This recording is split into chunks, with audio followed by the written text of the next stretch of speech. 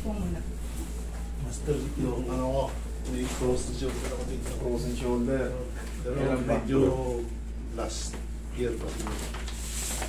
Anong last year? Mga October? September? October, November, December, January, February, March, April, May, June, July, August, 11. January po ako Nagpa-schedule book nagpa-book dito. January pa eh. Ang schedule ko po August. Haba, no? January po. Pasensya na kayo, ha? Pwede naman kung tumawag daw ako baka may cancel. hindi mag-cancel. Kaya lang baka po biglang tawagin. Tapos Hindi kayo hindi available. Pwede. May alaga po kami. Oh, yun pala. Kaya pala may conflict din pala sa time nyo.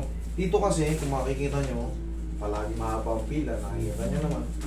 Kaya nag-antay na lang po. Kaya ang sinasabi namin, pag may nagka-cancel, ngayon nag-alangan kayong tumawag na baka maya may cancel tapos kayo hindi naman available.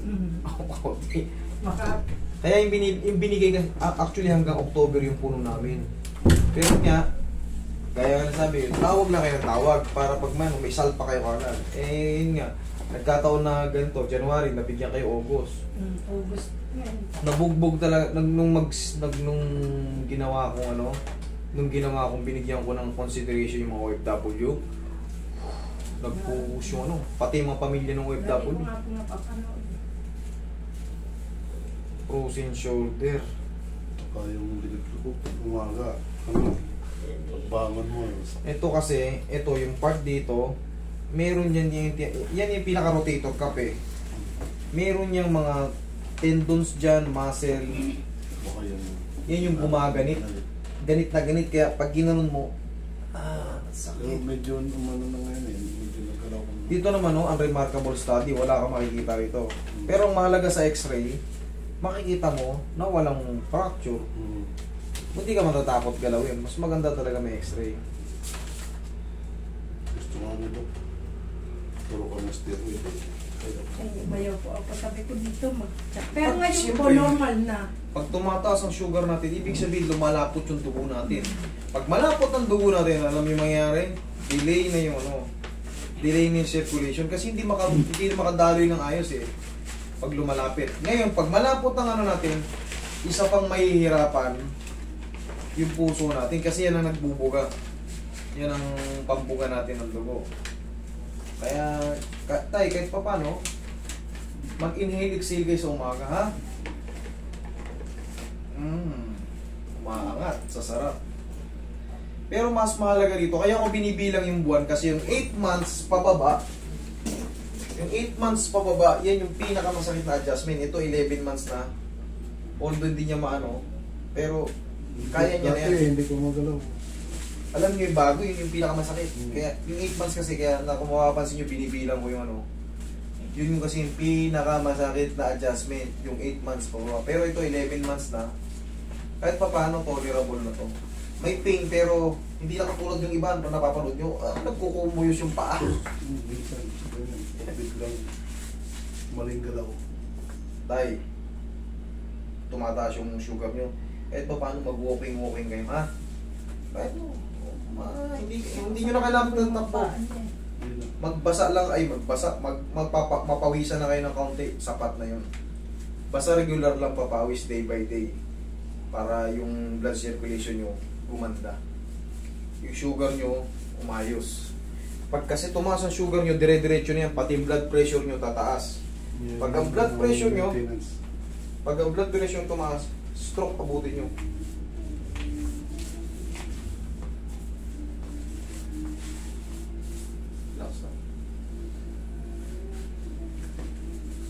Tandaan nyo yung mga nagme-maintenance.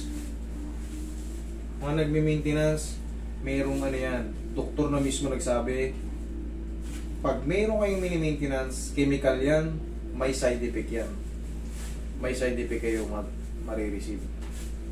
Pag lumabas yung side effect, punta ulit kayo sa doktor. Bibigyan kayo naman ng another na gamot.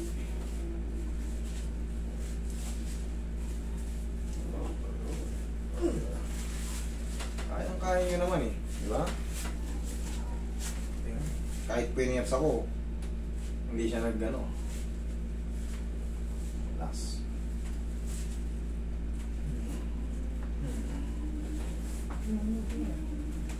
Hindi siya ano. Hindi lang kasi 8 months eh. Pag inaano tayo, pag inaano ko, pinipiti ko, hindi na namimilipit.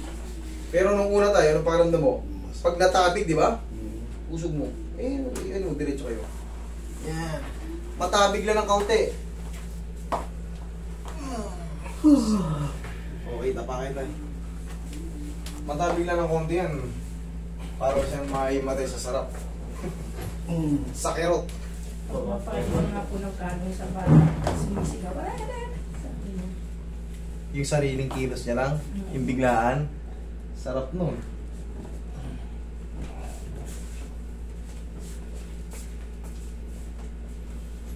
Tuloy, massage mo tuloy.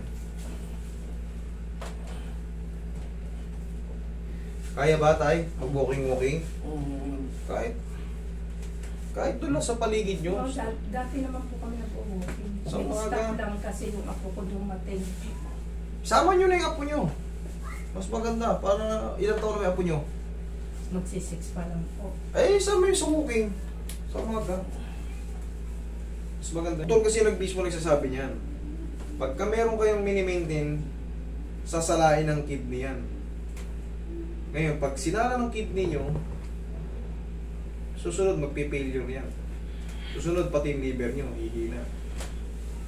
Pag humina yan, siyempre, pupunta kayo sa ospital, magpapadagdag na naman kayo ng another pain reliever na naman para mawala yung sakit.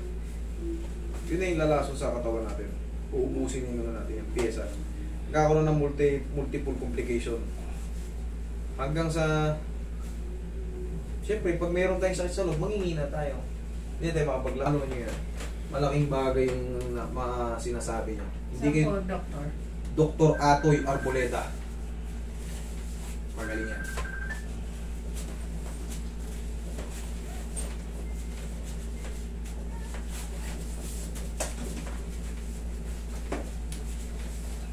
Tay, po.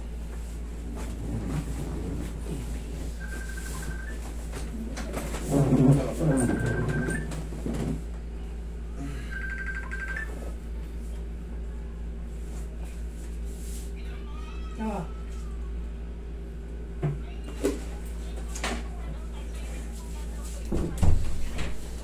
Baka.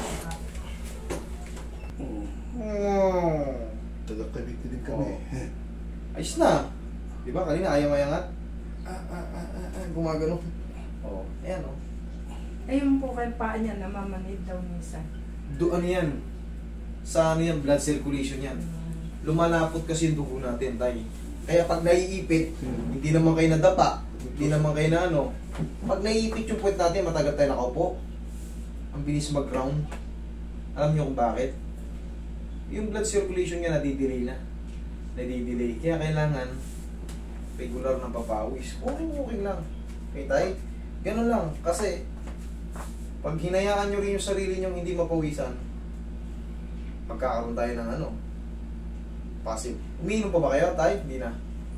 Hirap. Pati liver. Pag umiinom tayo, pati liver kasi yung nadadali. Tay, kailangan nyo lang walking. Hindi naman, pansamantala lang naman yun, di ba? Hindi naman dire-diretso. Kasi mga maliit. Hindi naman minsan parang tinutusok. Ayun yung parang ano yung may karakara, yung tingling.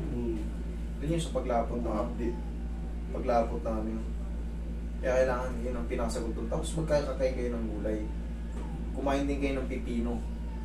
Yan, mataas ang water content niya. Okay? Yung nararamdaman niya kasi sa dugo yun. Inano ko na yung likod niya eh. Inansya ko na.